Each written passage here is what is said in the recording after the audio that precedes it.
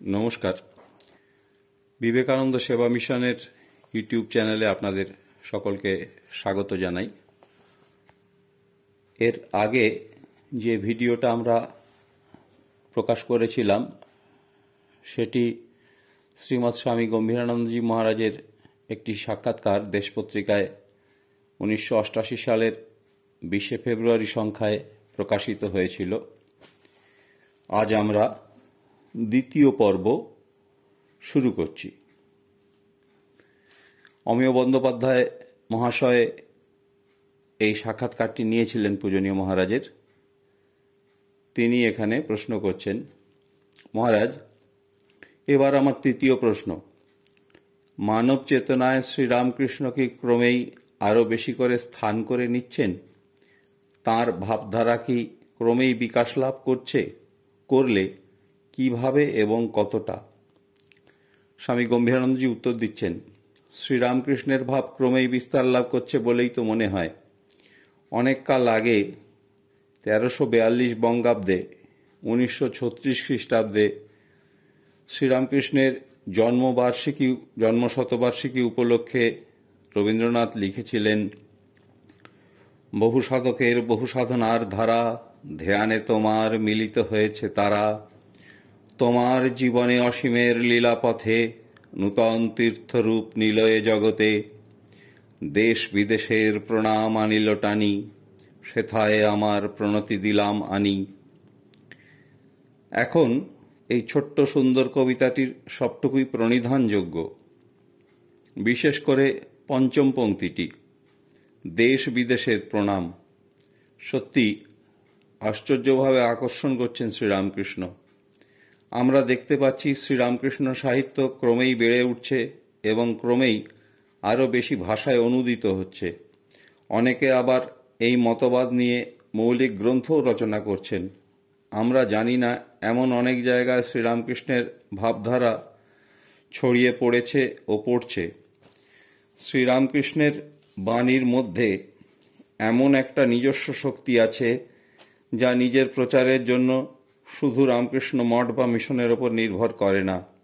রামকৃষ্ণ মঠ মিশনের সম্প্রসারণ প্রায় প্রতি বৎসরই হচ্ছে। তাছাড়াও কত আশ্রমাদি নিজের শক্তিতেই গড়ে উঠছে, আমরা তার খবরও জানি না। এটা শুধু ভারতে নয়, ভারতের বাইরেও নানা দেশে লক্ষণীয়। মানুষের দৃষ্টি ভোগবাদ থেকে আত্মসংযমের দিকে ক্রমেই এগিয়ে চলেছে। শ্রীরামকৃষ্ণের ত্যাগ জ্ঞাত বা অজ্ঞাত সারে এই ত্যাগের খোরাক যোগাচ্ছে। মানুষের যে আত্মা বলে একটা জিনিস আছে আর তা সর্বত্রই সমান, এ কথা ক্রমেই স্বীকৃত হচ্ছে। মানুষ ক্রমেই অপরের সেবায় আত্মনিয়োগ করছে। ধর্মের ক্ষেত্রে, রাজনীতিতে, জাগতিক উন্নতির ক্ষেত্রে, আরও অন্যান্য ক্ষেত্রে আধ্যাত্মিক ভিত্তি অবলম্বনে একটা সেবার মনোভাব ক্রমেই বেড়ে চলেছে, যাকে শুধু মানবতা আখ্যা দেওয়া চলে না।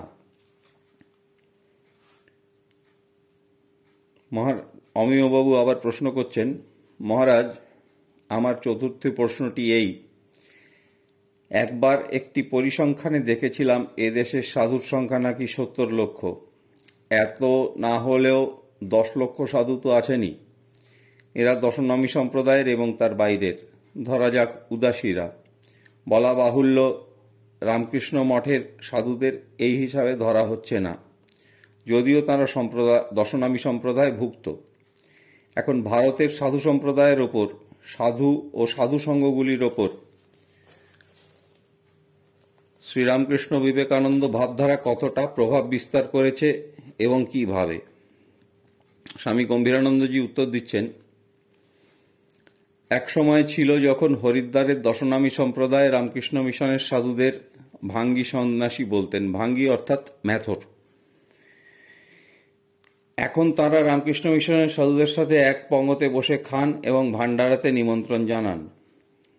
অনেক আশ্রমে বিদ্যালয় ও ডিসপেন্সারি খোলা হচ্ছে। তাৎপর্য স্বামীজির সেবাযোগের আদর্শ গৃহীত এবং অনুসৃত হচ্ছে। অনেক দশনামী সাধুই শ্রীরামকৃষ্ণকে প্রকাশ্য সভায় অবতার বলে প্রচার করেন। বৈষ্ণব সাধু ও দশনামী সাধুরা একই ভাণ্ডারাতে যোগ দেন না, কিন্তু রামকৃষ্ণ মিশনের সাধুদের কাছে নিমন্ত্রণ আসে উভয় দিক থেকে, এবং আমরা এভাবে ব্যবহার করলেও কেউ কোনো খুঁত ধরেন না। আমাদের নানারূপ তথাকথিত অনাচারের কথা জানা থাকলেও কোনো সাধু আমাদের বিরোধিতা করেন না। দশনামীদের মধ্যে শুধু গেরুয়া বসন পরা সাধুকে ভিক্ষা দেওয়া হয়, সেজন্য তাদের ব্রহ্মচারীরাও গেরুয়া বসন পরেন। কিন্তু রামকৃষ্ণের মিশনের ব্রহ্মচারীরা সাদা কাপড় পরলেও নির্বিবাদে ভিক্ষা পান। রামকৃষ্ণ মিশনের পক্ষ থেকে ভাণ্ডারার ব্যবস্থা হলে তাতে অন্য সাধুদের নিমন্ত্রণ করা হয় এবং তাঁরাও নির্বিবাদে আসেন।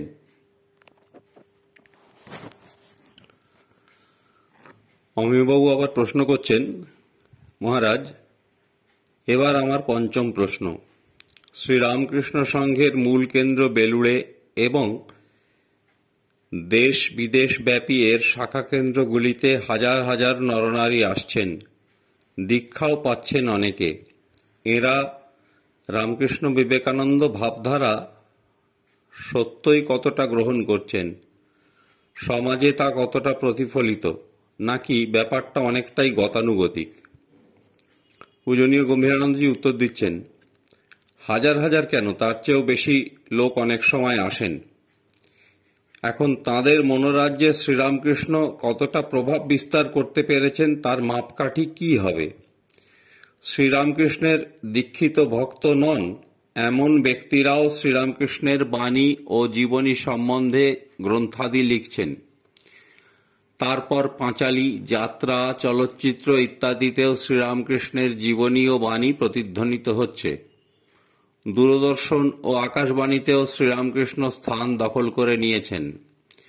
রামকৃষ্ণ মঠ মিশনের বিস্তারও এই বিষয়ে সাক্ষ্য দেয়। পুস্তক পুস্তিকা ও সাময়িক পত্রিকা ইত্যাদিতেও শ্রীরামকৃষ্ণের বাণী বহু প্রচারিত হচ্ছে। অমিয়। মহারাজ, এবার ষষ্ঠ প্রশ্ন। শ্রীরামকৃষ্ণ সংঘ অর্থাৎ শ্রীরামকৃষ্ণ মঠ ও মিশনের প্রতিষ্ঠার আগে ও পরেও এদেশে নানা ধর্মীয় সামাজিক আন্দোলন হয়েছে, যেগুলির লক্ষ্য ছিল সমাজ সংস্কার। যতদূর বুঝি মনে হয় শ্রীরামকৃষ্ণ সংঘ কোনো সমাজসেবা বা সমাজ সংস্কারক সংগঠন নয়। এই সংঘ কোনো সামাজিক প্রতিষ্ঠান নয়, এটি একটি আধ্যাত্মিক ধর্মীয় সংস্থা। এর কাজের দ্বারা যদি সমাজ কল্যাণ সাধিত হয় তাহলে মূল্যবান হলেও সেটা একটা বাই প্রোডাক্ট। এর মূল লক্ষ্য জাতি, ধর্ম, বর্ণ নির্বিশেষে সব মানুষকে ভগবান লাভে সাহায্য করা, উন্নততর মানুষ তৈরি করা, যাদের জীবনের মূল বস্তু হবে পবিত্রতা ও নিঃস্বার্থপরতা। এই বিষয়ে আপনার মতামত জানতে ইচ্ছা করি। গম্ভীরানন্দজি উত্তর দিচ্ছেন, অমিয়, তোমার প্রশ্নের ভিতরেই আমার অভিমত দেওয়া রয়েছে, আর সমাজ সংস্কারাদি বিষয়ে যা বলার তা তোমার দ্বিতীয় প্রশ্নটির উত্তরে দিয়েছি।